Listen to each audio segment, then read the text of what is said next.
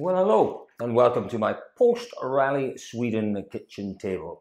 What an event we had in Sweden. It was full of drama and incident, wasn't it? And certainly plenty to talk about after Sweden. Listen, there were some fantastic performances in Sweden. There were 3 standout drivers, and we'll talk about them shortly. But first of all, I think we have to talk about Ogier, because that really seems to be what is still filling the pages of social media with talk, with debate, with analysis.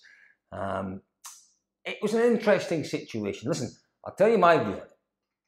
What Sebastian Ogier did was 100% within the rules.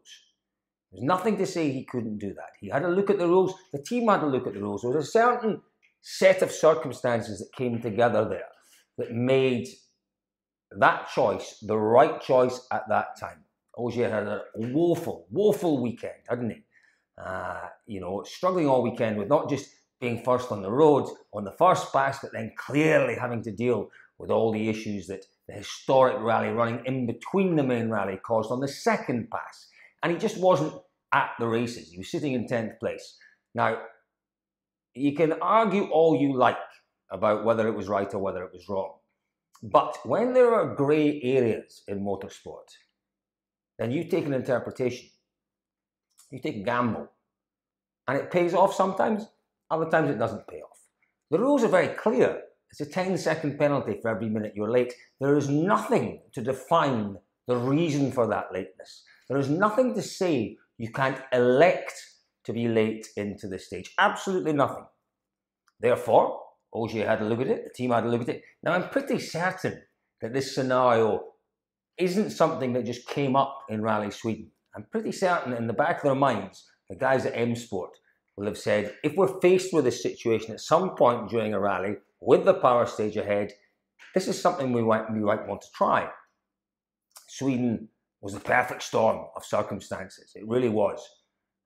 And they did something which was different. They did something, I think, that was innovative. They did something that was clever.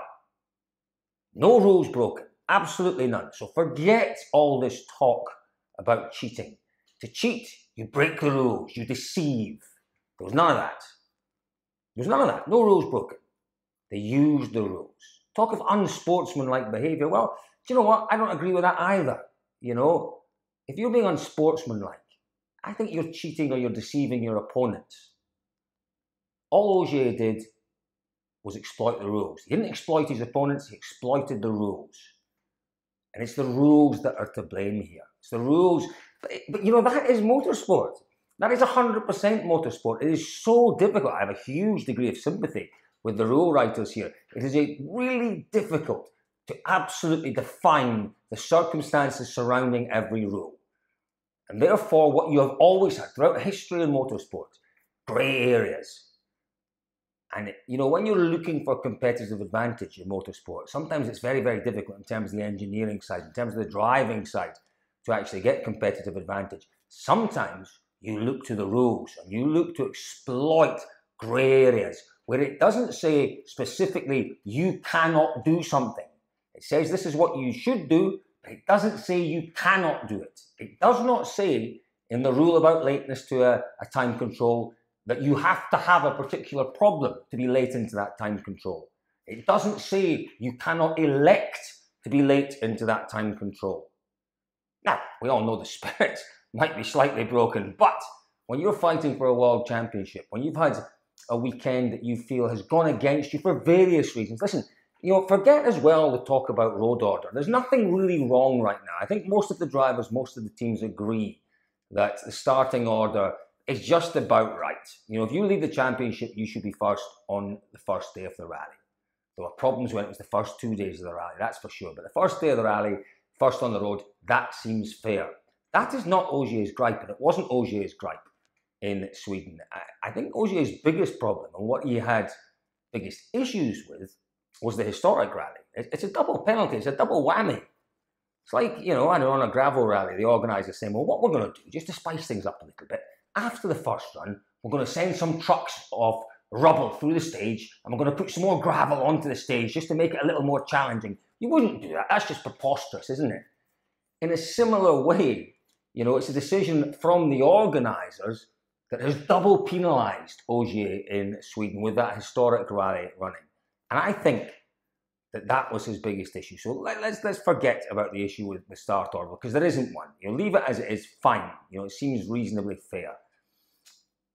I'm sure the debate will continue, particularly on rallies like Sweden, about running other events within a World Rally Championship event.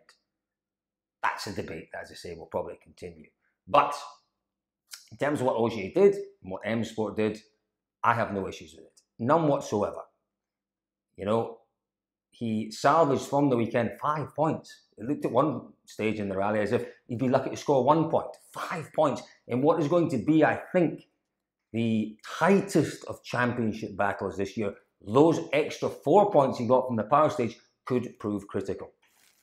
Having said all that, I think the FIA, the rule makers, will tighten up this rule. How they do it, I don't know. Because you can imagine a scenario. Chris Meeke, for example, wasn't going to score any points. He said to me at the stop line before the power stage, you know, I've got absolutely no chance with my start position in the power stage. You reckon he would be half a minute off the fastest time. I don't know what he was at the end of the day. Probably something close to that. Now, Chris Meeke could easily, had, I suppose, he thought about it, had the Citroen team thought about it, he'd have been perfectly within his rights to do exactly what Ogier did. There are other considerations there. Clearly what Citroen were looking to do was to retire Meeke after the rally. Now, you have to finish the rally. You have to be classified to score points in the power stage. That was a little loophole that the FIA cleared up last year. Well done to them for doing that. You can't do the power stage, get the points, and then retire after the power stage. If you retire after the power stage, no power stage points. Why do cars retire from difficult positions? Well, it allows the teams more flexibility to change components within the car. Something like an engine. An engine is linked. It has to do, say, 3 events. I think it's 3 events. And I think the first 3 events that were linked here were Monte Carlo, Sweden, and Corsica. Now, if Chris Meeke hadn't elected to retire from the event after Sweden, then that engine couldn't be touched before Corsica. It's sealed, it has to do Corsica. What they can do now is they can change that engine, they can change components, they can break that link if you like. So again, you might argue that's a little bit of sportsmanship going on there as well. But as I say, what the FIA said last year was that, well, if you want to elect to do that, you can't score power stage points. What I think they're going to have to do now is slightly tighten up this regulation on start order for the power stage. Because I can see it very much a scenario where someone who has super rallied at any point in the weekend is not likely to score, one of our top drivers, not likely to score driver's points in the top 10 for a rally, could well do exactly what Ogier and M Sport did in the power stage and just wait and wait and wait, obviously within the stipulated 30 minutes, but wait until the road conditions come to them, and then off they go into the power stage and claim the points. No issues whatsoever. Until the FIA tighten that regulation up, then there is always the possibility that someone will do it again. Certainly isn't cheating. Don't use the word cheating. Cheating is where you deliberately deceive, where you deliberately do things like, I don't know, drug taking in athletics, diving in football, bowling underarms in cricket. That wasn't cheating, because that was also actually within the rules. I think it was a match between Australia and New Zealand, and New Zealand needed to score 6 off the final ball. This is cricket, by the way. I know a lot of you won't understand this. And to avoid that happening, the Australian bowler bowled what we call in Scotland a moosey crawler, one along the ground so it couldn't be hit for 6. That's a bad example for me, because that again isn't cheating. It was within the rules. What the cricket authorities did after that was they banned underarm bowling. It's what happens in sport. These things are highlighted by clever people who use them to their advantage. And then, if the authorities don't like certain scenarios playing out, they absolutely legislate for it. So I think enough said. No problems with what Ogier did.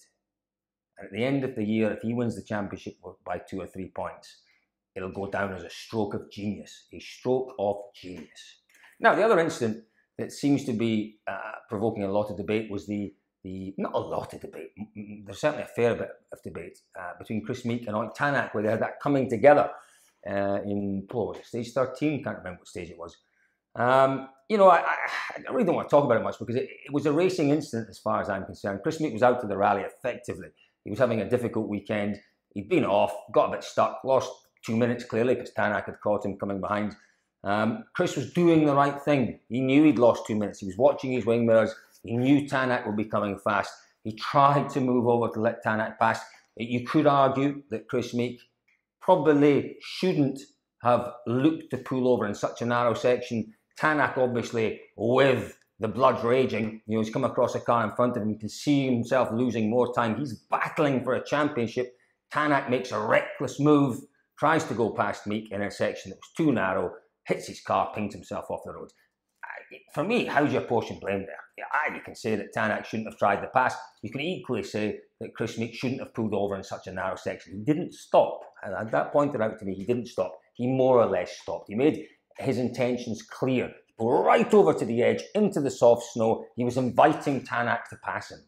Now, Tänak went for the pass and then realised too late. It's too narrow. Bang, off the road.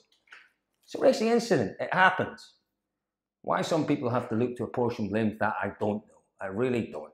You know, you could analyse it ad nauseum and you could probably come up with blame. But, you know, both drivers did things they would probably not have done under a different set of circumstances. And at the end of the day, it didn't count for too much anyway. Maybe Tänak lost a position or two, which again, if Tänak finds himself in the mix at the end of the year for the championship, he might look back at that situation and that incident and say, that's what cost me the title. Let's hope not, because as I say, I'd rather just forget about it and move on to Mexico. Now, earlier on I talked about 3 outstanding drivers. Well, let's talk about the guy who won the rally, Thierry Neuville. What a performance. Do you know what? We're seeing a different Neuville this year. He's still got that reckless streak, and we saw that, didn't we, over the second pass of the Variasen stage, where he got the line wrong. And it's unusual to get the line so wrong over that stage. Got the line wrong. The car flicked as it took off and was almost at a 45-degree angle. Came to the stop line. I said to us at the stop line, no, I might have touched the snowbank over Collins Crest. Did he heck? He skimmed across the top of the snowbank. Some spectacular pictures. That shows that he's still got that slightly reckless streak. But there's a self-assured quality about Neuville, which I think is different this year. There's a confidence about him which is different. There's a self-belief about Neuville which is different. He's very, very, very impressive. Things have all just gone very quiet in my kitchen. It's because that absolute ridiculous, fridge freezer thing that I've got has just stopped making a noise. Should have checked that before I started, shouldn't I? Yeah, there's a self-assured quality about Thierry Neuville which just feels different to me this year. He's driving so intelligently. Remember, he was only, one car better off than Chris Meeke on the opening day of the rally in terms of his road position, and was 2 minutes quicker than Chris Meeke at the end of the day. He drove such a sensible day. As he said to us at the end of the day, I knew the guys behind were benefiting from my road cleaning. So I did all I could, everything within my power to reduce that road cleaning. What happens?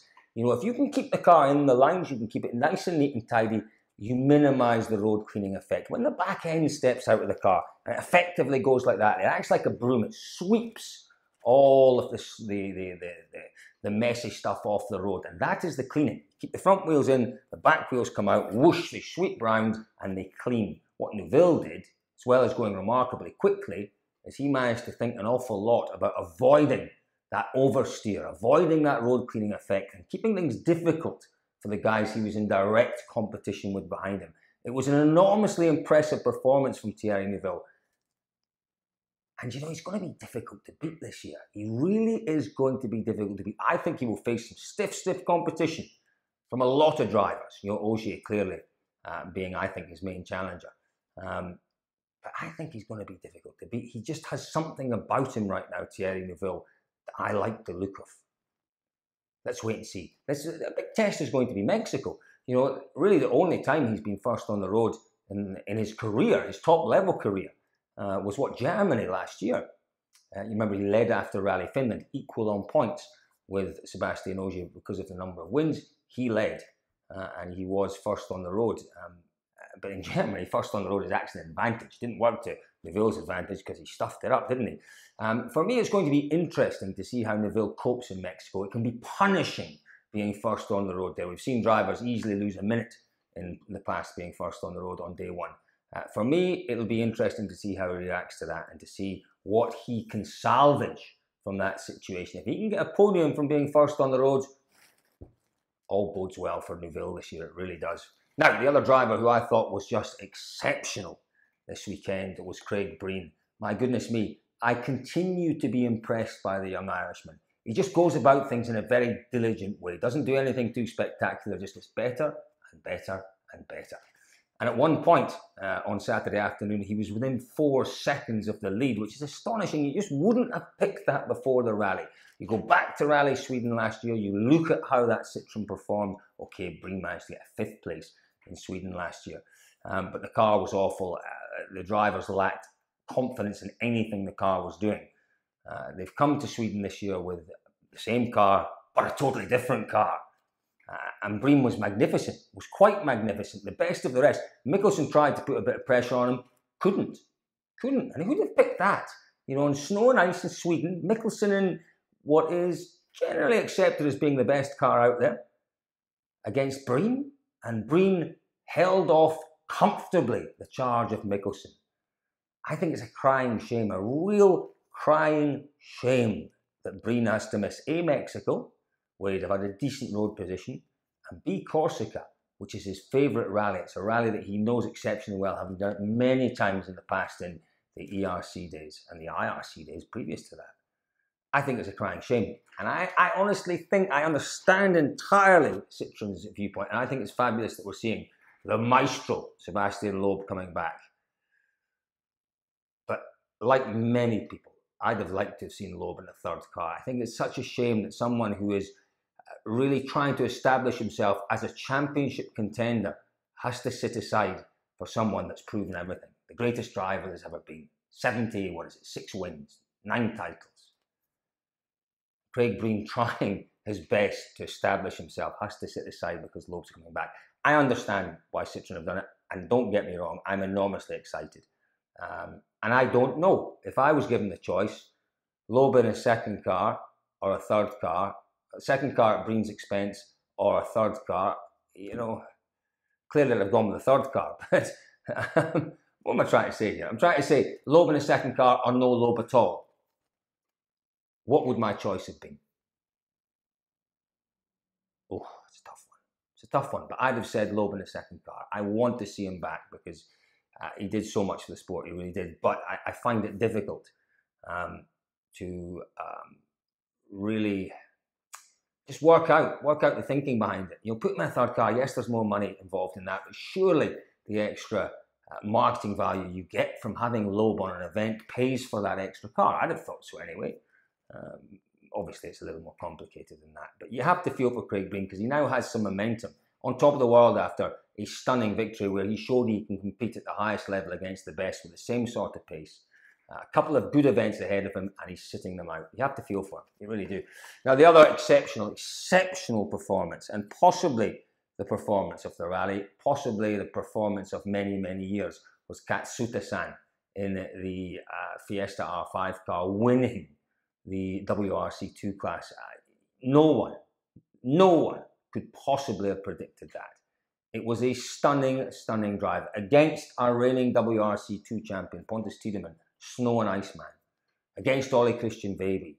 You know, there are many others there, Freddie Owen, many, many others in that field who you would have quite rightly put ahead of Katsuta in the overall standings every single day of the week. Anyone that says otherwise, I think, is being a little naughty. Just a stunning drive, and it shows how far these young Japanese drivers have come. Don't forget, there's an enormous prize at the end of the day. You know, when they introduced this program with Tommy Mäkinen Racing, okay, the Marco Martin Racing is running them. They're in Fiestas, strangely enough, with Tommy Mäkinen Racing livery on it. It's a strange little hybrid, but the whole idea is that the boys get as much seat time and develop as quickly as they can. A couple of years ago, you looked at it and went, what are they doing? What are they doing? These boys can't keep the car on the roads. But my goodness me, Japanese society is all about discipline. And these boys have shown some discipline in how they've gone about their training. and they have learned rapidly, both Arai-san and Katsuta-san. But Katsuta's performance, with the pressure that was on him, he just kept banging in the times. Banging them in, banging them in, banging them in. It was all very close indeed in the top 3 in WRC2. But he never buckled, didn't make a single mistake all weekend, and it was an exceptional victory. It means a lot for him in his quest. I say the prize at the end of the day is one, or maybe both, I doubt both, one of those drivers certainly will have a program in a WRC car. Maybe they'll share it, I don't know. But that is the prize at the end of the day. You know, Toyota want to have a Japanese driver at the very highest level. And Katsuta-san for sure, Arai-san as well, are both looking as if they may well make the grade. You know, if you're saying that Pontus Tiedemann is fully deserving of a World Rally car, a shot at a World Rally car, which he is, which he absolutely is, Katsuta-san beat him, and beat him convincingly by 4 seconds. Convincingly in terms of the manner of the victory, if not the margin. And you've got to say, yeah, he deserves it. He deserves his run in his World Rally car. It may come sooner rather than later. It may be before the end of the year. Who knows? But it was an exceptional performance, and it means a lot for the sport because Japan is a massively important market for the World Rally Championship and for all of the manufacturers within the World Rally Championship. And this victory for Katsuta-san in WRC2 can only help in terms of the coverage of the championship and the popularity of the championship in Japan. So well done to Katsuta-san. It was a fabulous performance. Well done to Craig Breen, and in particular, well done to Thierry Neuville. So there we are, my thoughts from the kitchen table. One last thing before we go. There's a website that a lot of us use. In fact, I'm sure every single one of you would have been to have a look at it. ewrc.com. Fantastic rally resource. Results from rallies around the world, in-depth results, in-depth career profiles, drivers, co-drivers. Just the most astonishing rally library of information, the rally encyclopedia of information. It's all done on a voluntary basis by some lads in the Czech Republic. Now, they're looking for some support because clearly, you know, as the beast gets bigger, the beast needs feeding, and one person can't feed it on their own. And, you know, you do require at some point a little bit of funding, and these boys are looking for a little bit of funding. So if you could help out, you know, whether it's just a couple of euros or 5 or 10 euros, you know, if you've ever used the website or if you regularly use it in particular, make a small donation. I know I'm going to make a small donation. You know, money's tight for all of us, but I'll make a small donation because I think they do a fabulous job. I'm going to run along the bottom of the screen where you go. It's ewrc.com. Donate something. I'll run it across the bottom of the screen. You can have a look at that. But do make a small donation to those boys. It's a very, very worthy cause indeed. And if it keeps that incredible library of information there for us all to consult as and when we need it, I'm behind you, boys. So we are. That's my thoughts from the kitchen table on Rally Sweden. Next up, Rally Mexico. I'll talk to you before that one.